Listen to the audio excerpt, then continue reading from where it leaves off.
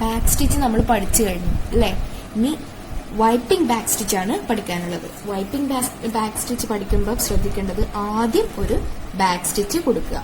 Back സ്റ്റിച്ചിന് ശേഷം ഞാനിവിടെ മറ്റൊരു കളർ നൂലാണ് എടുത്തിട്ടുള്ളത്. ഇനി ബാക്ക് സ്റ്റിച്ച് നമ്മൾ എവിടെ നിന്നാണോ തുടങ്ങിയത്, ഏത് പോയിന്റിൽ നിന്നാണോ നമ്മൾ ബാക്ക് സ്റ്റിച്ച് തുടങ്ങിയത്, അതേ പോയിന്റിൽ സൂചി കുത്തി ഇറക്കിയിട്ട് നമ്മൾ അവിടുന്ന് ഈ നൂല് പുറത്തെടുക്കാൻ പോവാണ്. കണ്ടോ? ഇനി എന്താ ചെയ്യേണ്ടതെന്ന് വെച്ചാൽ ഫസ്റ്റത്തെ സ്റ്റിച്ച്, ഈ സ്റ്റിച്ചിന്റെ താഴെ കൂടെയാണ് നമ്മൾ കൊണ്ടുപോകാൻ പോകുന്നത്. താഴെ കൂടെ കൊണ്ടുവന്നു. ഓക്കെ, അടുത്ത സ്റ്റിച്ചിന്റെ താഴെ കൂടെ കൊണ്ടുവന്നു.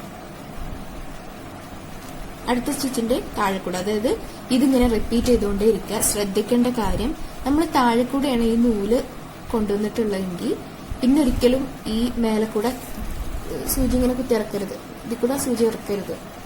എല്ലാ പ്രാവശ്യവും താഴെ തന്നെ കൊണ്ടുപോവുക. ഇനി ആദ്യം നമ്മൾ മേലെ നിന്നാണ് ഇറക്കിയെങ്കിൽ നമുക്ക് അങ്ങനെ ചെയ്യാം, മേലെ നിന്ന് തന്നെ അങ്ങനെ ഇങ്ങനെ വിപ്പ് ചെയ്ത് കൊണ്ടുപോവാം. അല്ല, നമ്മൾ താഴ്ന്നാണ് തുടങ്ങിയത്. ഇപ്പൊ നമ്മൾ താഴ്ന്നാണ് തുടങ്ങിയത്, അതുകൊണ്ട് ഈ അവസാനം വരെ താഴ്ന്ന് തന്നെ കുത്തിയെടുക്കാം. കുത്തുന്നില്ല കേട്ടോ, ഇത് വെറുതെ ഇങ്ങനെ വിപ്പ് ചെയ്ത് എടുക്കുന്നേ ഉള്ളൂ.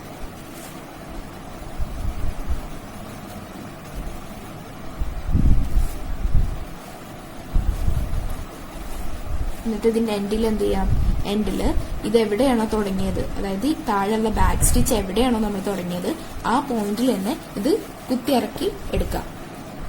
നമുക്കിത് പുറത്തുനിന്ന് നോക്കിയാൽ, അതായത് ഈ ബാക്ക് സൈഡ് നോക്കുമ്പോൾ വെറും ബാക്ക് സ്റ്റിച്ച് മാത്രമേ കാണാൻ പറ്റുള്ളൂ. ഈ 2 പോയിന്റ് കുത്തിയിറക്കി ആ പോയിന്റ് മാത്രം. കാരണം നമ്മൾ ഈ വിപ്പിംഗ് ചെയ്യണത് അതിന്റെ, അതായത് ബാക്ക് സ്റ്റിച്ച് ഓൾറെഡി ചെയ്ത് വെച്ച ബാക്ക് സ്റ്റിച്ചിലാണ് നമ്മൾ ഇത് ചെയ്യുന്നത്. ഓക്കെ.